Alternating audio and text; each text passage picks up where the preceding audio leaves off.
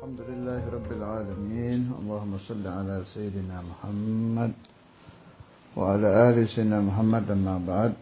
Al-faslu tsani fi tahdhir min hawa nafas. Pasal kedua tentang hawa nafsu, bait ke-14. ولا أعدت من الفعل الجميل قيرا ضيف على ما برأسي غير محتشم ولا أعدت dan tidak menyiapkan. A'adat hayat. Siapa yang a'adat? An-nafas. Hawa nafsu minal fi'lil jamili, dari perbuatan yang baik. Kiro itu menjamu tamu. Sini yang dimaksud dengan tamu itu masih pembahasan kemarin itu. Uban rambut. Kiro baifin, menjamu tamu. Alamma nazala. Nazala baifu ya bertamu artinya. Turun tamu maksudnya bertamu. Alamna yang turun biraksi, di kepalaku, ghairu muhtashimi, tidak malu-malu. Maksudnya si hawa nafsu itu sudah tahu rambutnya mulai beruban, tapi tidak malu melakukan hal-hal yang dilarang oleh Allah, dan tidak bersiap-siap untuk menghormati tamu. Maksudnya menghormati tamu dengan apa? Ya, dengan ibadah. Alhasil, ini masih tentang melawan hawa nafsu. Sudah berkali-kali saya bahas, tidak ada obat untuk melawan hawa nafsu kecuali mujahadah. Tidak ada. Ya cuma itu. Taufik dari Allah, hidayah Allah, ya kita dibikin mau mujahadah, dibikin bisa mujahadah. Kalau itu benar. Maksudnya bagaimana? Kadang begini, kadang ada orang diberi ingin mujahadah, tapi tidak diberi rezeki mujahadah. Dan itu banyak. Kawan-kawan saya, kalau lagi ngobrol, itu saya kepingin bisa istiqomah qiyamul lail. Saya kepingin bisa istiqomah hatam dalailul khairat. Saya kepingin. Terus muncul itu iradah, keinginan, tapi tidak terjadi. Kenapa tidak terjadi? Tidak diberi rezeki mujahadah. Kalau Anda bertanya kepada saya, bagaimana caranya diberi rezeki mujahadah? Minta sama Allah, nggak ada lagi sudah. Tulubu minallah. Supaya permohonan kita diberi rezeki mujahadah, dianugerahi oleh Allah Azza wa Jal, sallu ala habibillah. Ya kembalinya ke sana lagi.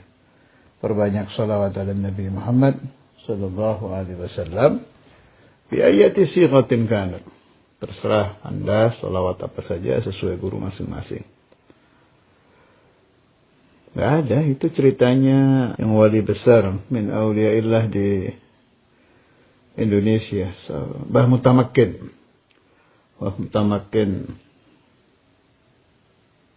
Klaten ya kalau nggak salah itu, di Klaten beliau masyhur, cari aja di Google ada itu Mbah Mutamakin Klaten.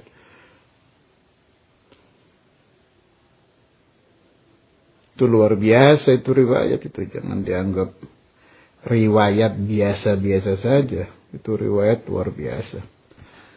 Dan saya kalau malas mujahadah melawan hawa nafsu, ya saya ingat cerita beliau bangkit lagi semangat itu.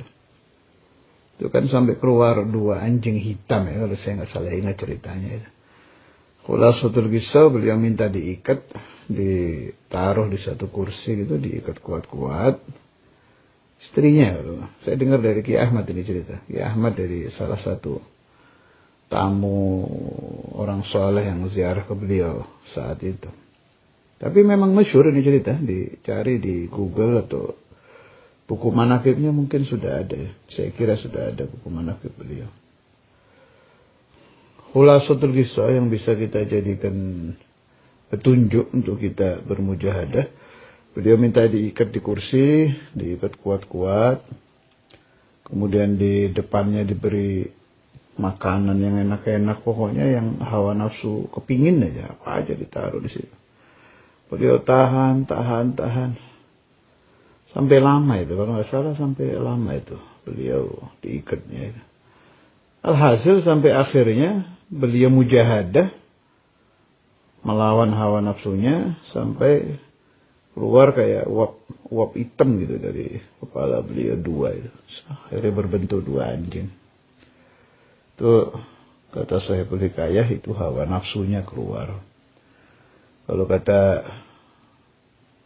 guru saya Kiai Ahmad itu beliau bilang ini sedang dizahirkan oleh Allah Ta'ala. Artinya dibentukkan anjing itu sebagai iktibar untuk kita-kita orang-orang yang selalu ikut hawa nafsu, bahwa memang hawa nafsu itu kalau dilawan bisa keluar, bisa hilang. Nah, adapun di wali-wali lain tidak dibentukkan anjing tapi keluarnya tetap. Ya sebetulnya pindah itu ya, pindah dari nafsu ammarah, tapi ini langsung lompat naik ke nafsu mutmainnah. Dan ini selalu terjadi di siapapun yang suluk ilallah, yang suluk thariqah, pasti mengalami itu, perpindahan dari nafsu ammarah. Biasanya sih ke lawamah dulu kan, setelah lawamah baru mutmainnah, tapi ini beliau lompat langsung ke nafsu mutmainnah. Kalau Allah radhiyallahu anhu Syekh Abdul Wahhab Asy-Sya'rani, wali kutub kan dia, Syekh Abdul Wahhab Asy-Sya'rani, ketika beliau sudah lewat dari nafsu ammarah ke nafsu lawamah, dari lawamah ke mutmainnah, terus malah sampai ke kamilah, kata Imam Sya'rani itu. Udah sampai ke ujungnya nafsu. Kalau saya nggak salah ingat itu cerita di awakhir umri ya, di akhir-akhir umur beliau. Beliau minta dikembalikan lagi ke nafsu ammarah. Minta kepada Allah Ta'ala supaya nafsunya dikembalikan ke nafsu ammarah. Kenapa? Supaya saya tetap memperoleh thawabul mujahadah. Karena ajib itu. Artinya kita kelompok orang-orang yang sedang berada di nafsu ammarah harus bersyukur kepada Allah Ta'ala. Tiap kita mujahadah itu pahalanya luar biasa itu. Setiap melawan hawa nafsu. Yang sering saya kutip, tarku syahwatin min syahawatin nafsi anfa'u lil qalbi min ibadati sanatin bisiyamiha wa qiyamiha.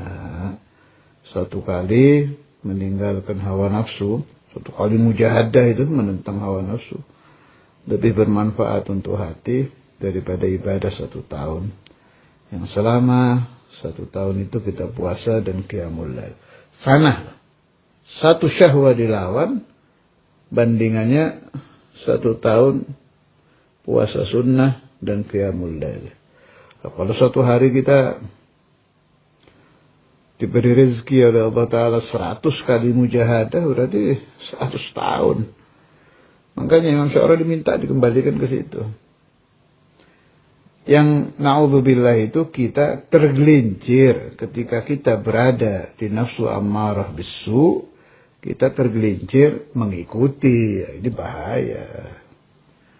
Kalau kita selalu melawan, nafsu itu nggak bisa diikuti ya pasti bertentangan dengan Tuhan. Sudah bawaannya begitu. Ittiba'un nafas, ittiba'ul hawa, mengikuti hawa nafsu ya pasti bentrok dengan Allah Ta'ala. Harus selalu dilawan. Nah, yang perlu diperhatikan ada seperti melawan hawa nafsu. Ini saya ditambih sama guru-guru saya dulu, diingatkan. Ini yang bahayanya. Seperti kita sedang mujahadah, padahal sedang mengikuti hawa nafsu. Itu yang gawat itu. Itu yang kata masyayikhuna itu selalu diingatkan di dalam Al-Quran. Wahum la yash'urun. Mereka tidak mengerti bahwa mereka sedang bertentangan dengan Allah. Di ayat lain apa? Alladzina dhalla sa'yuhum fil hayatid dunya wa hum yahsabuna annahum yuhsinuna sun'a. Artinya si salik ini merasa baik, merasa sedang mujahadah, padahal dia tertipu. Dia sedang mengikuti hawa nafsu tanpa dia terasa. Contohnya bagaimana? Tiap hari itu. Contoh yang sering saya renungkan itu, kalau orang sedang